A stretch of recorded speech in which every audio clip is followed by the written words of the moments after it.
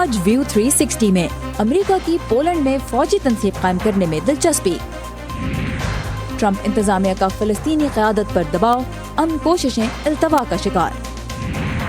और अमेरिका, पाकिस्तान और भारतीय एंटरटेनमेंट इंडस्ट्री की खवातीन मी टू मूवमेंट का क्या असर देख रही हैं। वॉइस ऑफ अमेरिका के वाशिंगटन स्टूडियो में आप सबको खुशामदीद। मैं हूँ आपकी मेज़बान सारा जमान। आज का व्यू 360 हम शुरू करेंगे बड़ी खबर से।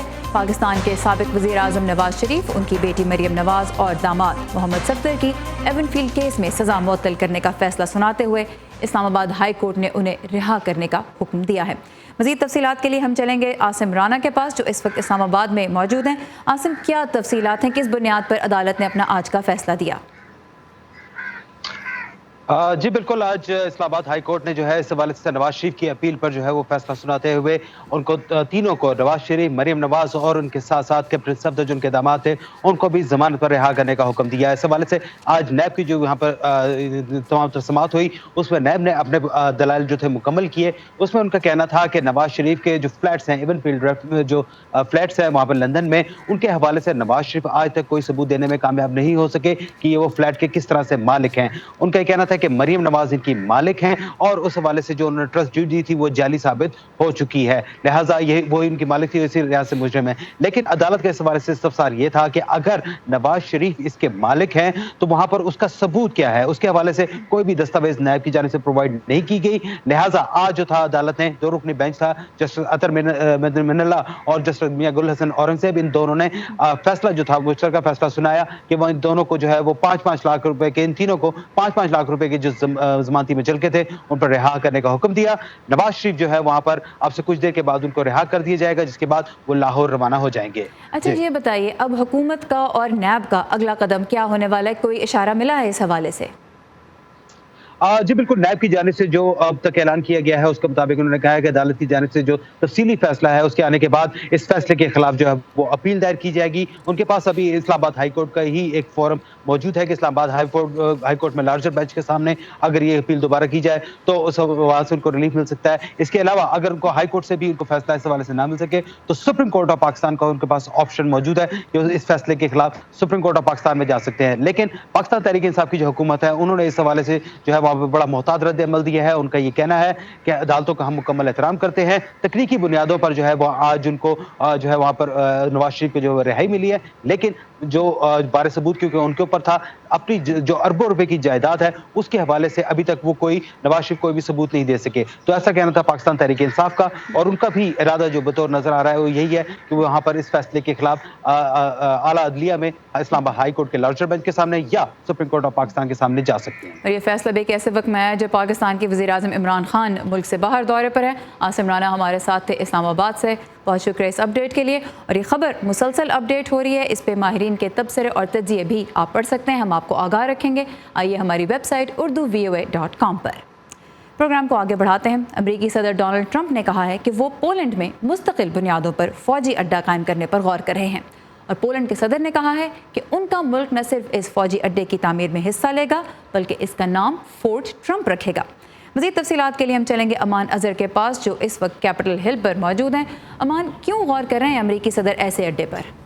सारा, ये इस बारे में पोलैंड और अमेरिका के दरमियान कुछ अरसे से गुफ्तगू जारी है, जिसमें जो कुछ नुकात सामने आए उसमें एक तो ये कि वहाँ जो 3000 अमेरिकी फ़ौजी हैं, एक तो उनकी तादाद में इजाफा कर दिया जाए, और दूसरा ये कि बजाय इसके कि वो रोटेशन पे वहाँ पे जाएं, उनको मुस्तकिल बुनियादों पे वहाँ रखा जाए। वॉर्सो का जो परसेप्शन है वो ये है कि ऐसा करना इसलिए ज़रूरी है ताकि जो उस इलाके में रशियन इन्फ्लुएंस है उसको काउंटर किया जा सके। सो कल जब वाइट हाउस में दोनों रहनुमाओं के दरमियान मुलाकात हुई, उसमें सदर डोडा ने, आंड्रे डोडा ने $2 बिलियन की पेशकश भी की ये फ़ौजी बेस वहाँ तामीर करने के लिए। मज़ीद कल इस मीटिंग के दरमियान क्या कुछ हुआ उसकी तफसील आप मेरी इस रिपोर्ट में देखिए। मंगल को व्हाइट हाउस में मुलाकात के दौरान सदर ट्रंप और पोलिश सदर आंद्रे डोडा ने दोनों मुल्कों के दरमियान दिफाई और फौजी ताल्लुकात को तक़वियत देने पर इत्तफाक किया।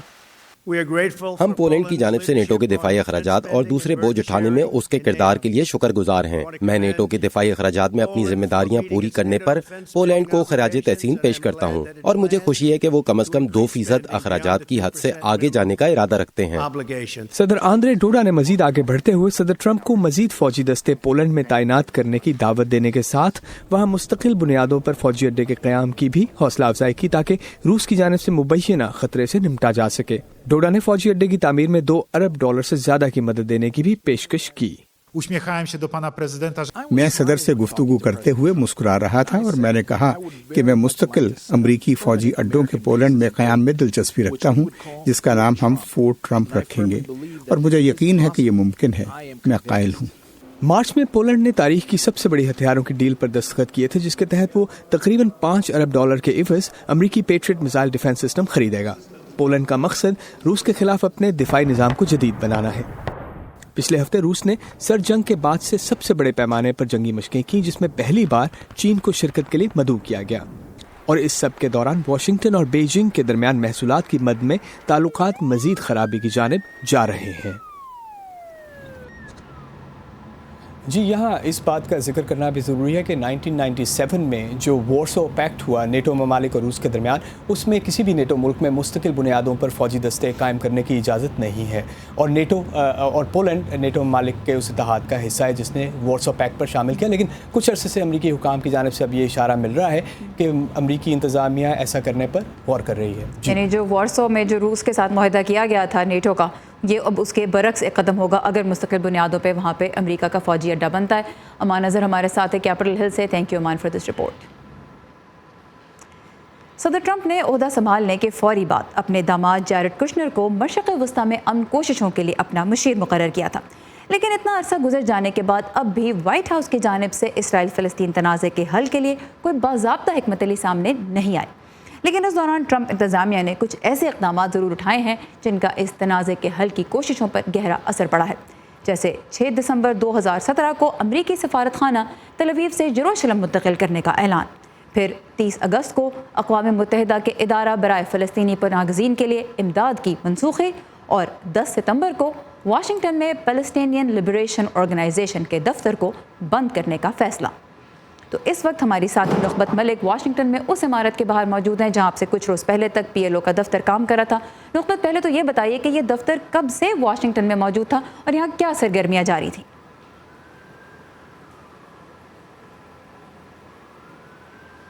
جی سارا، یہ دفتر جیسے کہ آپ نے بتایا PLO کا یہاں پہ قائم ہے واشنگٹن DC کے دارالحکومت میں. 1990 میں پہلی بار یہ دفتر جو ہے اس نے اپنا کام یہاں پہ شروع کیا تھا اور اس کا مین مقصد ایک سفارتی مشن کے طور پر کام کرنا تھا جس سے امریکی حکام اور فلسطینی حکام کے درمیان مشاورت کو آسان بنایا جا سکے. یہاں یہ بتاتی چلوں کہ PLO فلسطینی لبریشن آرگنائزیشن کی جو تنظیم ہے یہ فلسطین کی مرکزی تنظیم ہے اور تمام دنیا میں فلسطینیوں کی نمائندگی کرتی ہے اور ساتھ ہی فلسطین کی حکومت بھی قائم رکھے ہوئے ہے. فلسطینی حکومت اور PLO کی اس تنظیم کو سیاسی جماعت فتح جو ہے وہ کنٹرول کرتی ہے. جی اب یہ جو دفتر بند ہوا ہے ریسنٹلی ہوا ہے، کیا جواز پیش کیا ٹرمپ انتظامیہ نے اس فیصلے کا کہ یہ دفتر بند کر دیا جائے؟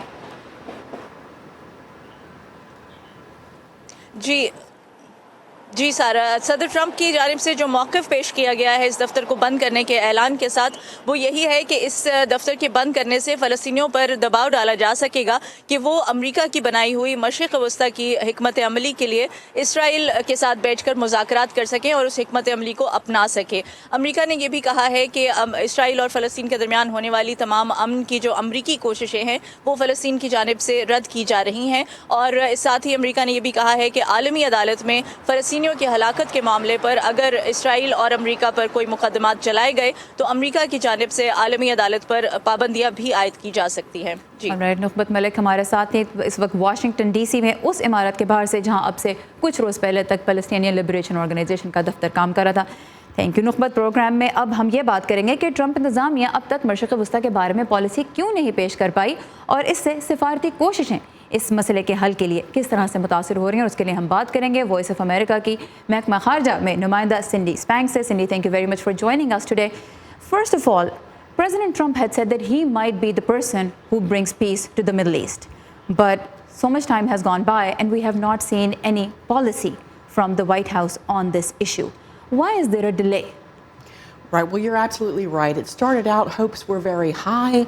President Trump had met with Palestinian leaders, and they expressed a lot of optimism. And of course, the president has had very good ties with the Israeli Prime Minister Netanyahu. So there was hope that things could really get going again. But as you said, and when asked about when is this new peace plan, which the White House has promised, when is it coming? They keep saying, well, it's basically we're just putting the finishing touches on. It's almost ready. It's just not quite ready to be revealed yet. So everyone is wondering, what is the holdup? Of course, we have elections here in the United States in about 50 days, so whether it would be after the elections or before. But this peace plan is not, we haven't seen it yet. All right. So सिंडी ये कहती हैं कि बिल्कुल जब सदर Trump ने ओहदा संभाला था तो बहुत उम्मीद थी कि इस मसले के हल के लिए जल्द कोशिश की जाएगी। सदर के इसराइल के वज़ीर-ए-आज़म बेंजामिन नेतन्याहू से बहुत अच्छे ताल्लुकात हैं, लेकिन जब वाइट हाउस से ये पूछा जाता है कि ये मंसूबा कहाँ तक पहुँचा है तो वो कहते हैं कि ऑलमोस्ट मुकम्मल हो गया है, बस कुछ तफसीलात जो हैं उनको हैमर डाउन करना बाकी है और उसी वजह से अभी तक डिले हो रहा है। और एक इशू ये भी है कि अब यहाँ पे अमेरिका में 6 नवंबर को कांग्रेस के इंतखाबात होंगे, तो क्या ये मंसूबा उससे पहले आता है बाद में आता है, अब ये देखने वाली बात है। So in terms of diplomatic efforts to solve this crisis that's been going on for decades at this point, right now after the tactics that the Trump administration has acted on, closing the office, cutting UNRWA aid, moving the embassy, these steps, how have they affected peace efforts, and what are diplomats saying on all of the fronts that you cover, US, Israel, Palestine? What are you hearing at the State Department? Yes, well, what I'm hearing is, and the latest thing is that they have revoked the visa of the PLO envoy to Washington and his family, which is very unusual.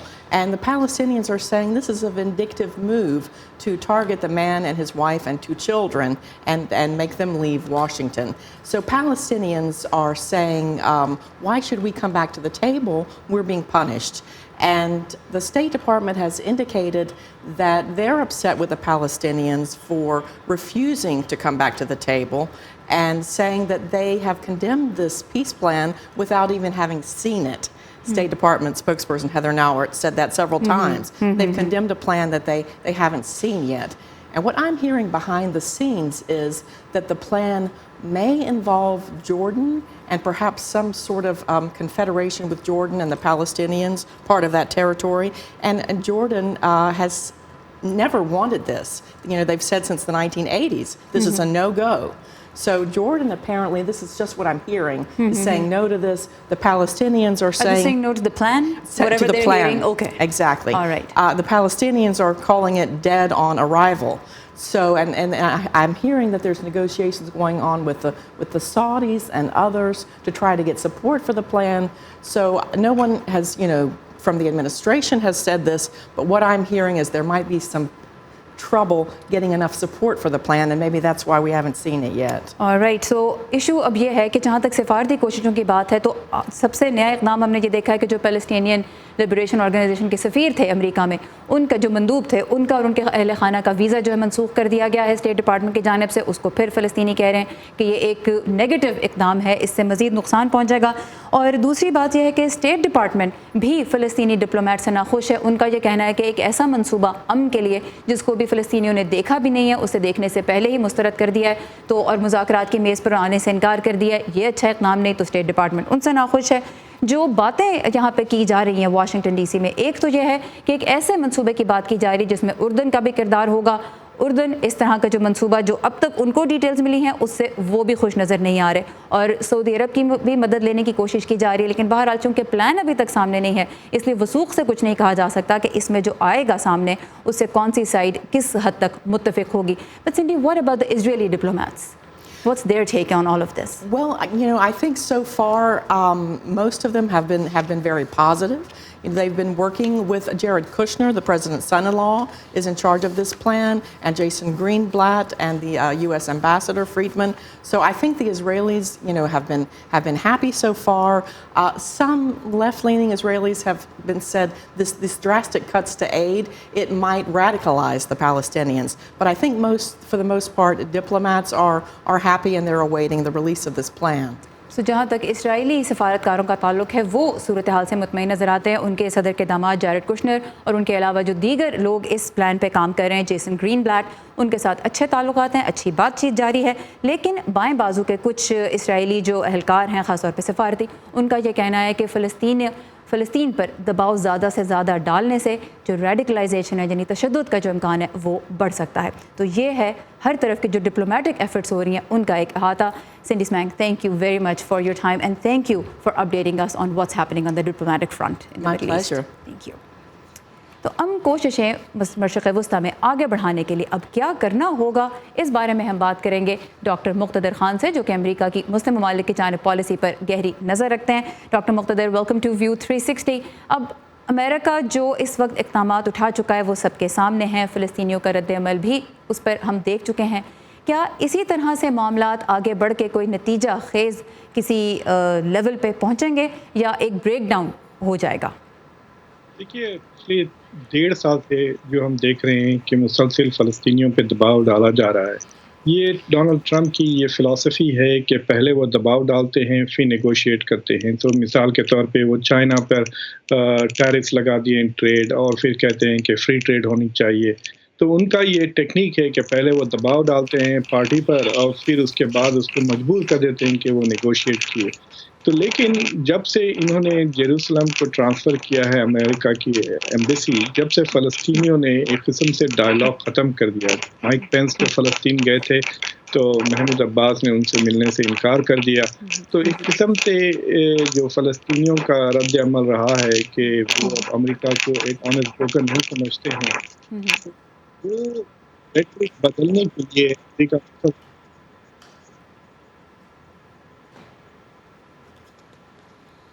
Alright, कुछ technical issue का हमें सामने हो रहा है और हमें doctor मुक़्तदर Khan की आवाज़ सुनने में कुछ मसाइल का सामना हो रहा है। तो ये एक ऐसा इशू है, मशरिक़ वस्ता का जो इशू है, ऐसा इशू है जो वाशिंगटन के लिए भी अहम है, दीगर मुस्लिम मुल्कों के लिए भी बहुत अहम है। और इस सिलसिले में जो कुछ हो रहा है यहाँ वाशिंगटन में और दुनिया के दीगर अहम कैपिटल्स में, वो एक ऐसा मौजू है जिसको हम वॉइस ऑफ अमेरिका के प्लेटफॉर्म से आपके लिए कवर करते रहते हैं, कवर करते रहेंगे।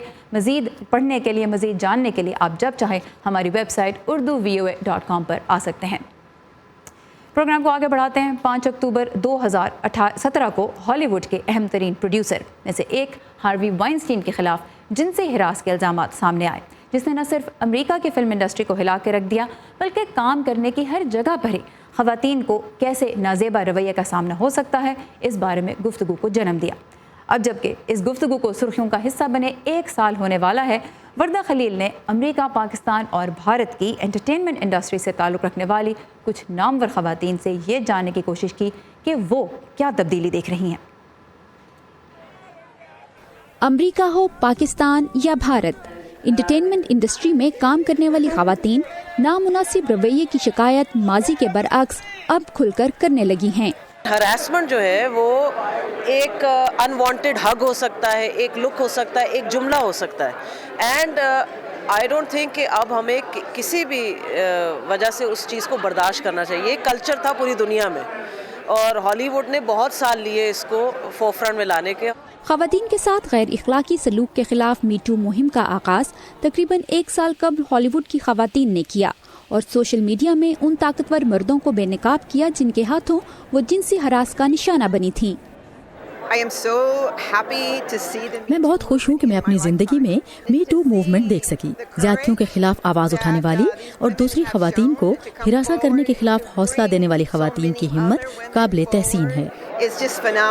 मी टू मुहिम का असर पाकिस्तानी इंटरटेनमेंट इंडस्ट्री में भी नजर आ रहा है। भारतीय फिल्म इंडस्ट्री में मुतासिर कुन काम करने पर वाशिंगटन DC में अवार्ड हासिल करते हुए फिल्म मेकर जोया अख्तर का कहना था कि हॉलीवुड इंडस्ट्री से शुरू होने वाली ये लहर जल्द भारत की फिल्म इंडस्ट्री तक पहुंच जाएगी। पाकिस्तानी डायरेक्टर महरीन जब्बार कहती हैं कि इंटरटेनमेंट इंडस्ट्री में ख़वातीन के हकूक यकीनी बनाने के लिए हर शोबे में ख़वातीन की शमूलियत बढ़ाना ज़रूरी है। ये ही टाइम है इस इंडस्ट्री में आने का, बिकॉज अपॉर्चुनिटीज़ बहुत हैं और आप the best way to counteract is कि आप जितनी औरतें इस फील्ड में आएंगी, not just media but any kind of work place, उतना ही बेहतर होगा। जितनी बॉसेस औरतें होंगी उतना बेहतर माहौल होगा। Hollywood hit twinkle in time की प्रोड्यूसर का कहना है कि ख़वातीन की ये जद्दोजहद जारी रहनी चाहिए। हमें बराबर तनख्वाहों, बराबर एहतराम और बराबर मौक़ों के हुसूल के लिए मुसलसल काम करना है और अहम बात यह है कि ख़वातीन एक दूसरे का साथ दें। फिल्म इंडस्ट्री की ख़वातीन के आवाज़ उठाने से अब दूसरे शोबों में काम करने वाली औरतों को भी हिम्मत मिली है कि वो खामोश ना रहें, क्योंकि जब शोर उठेगा तब ही ये एहसास भी पैदा होगा कि गलत रवैये के लिए बर्दाश्त अब ख़त्म हो रही है। वर्दा खलील, उर्दू VOA।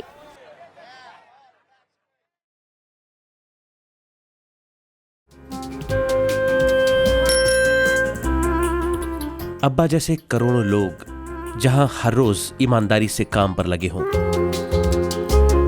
चाहे वो दफ्तर में हो या खेतों में, सड़कें हों, बॉर्डर्स, खेल का मैदान या कोई इंटरनेशनल स्टेज। जब पाकिस्तान का नाम रोशन करने वालों की कहानियां कहने के लिए हमारे पास वक्त कम पड़ जाए,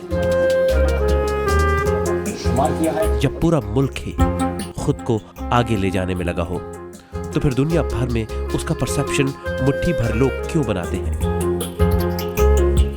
We are almost there, but not there yet.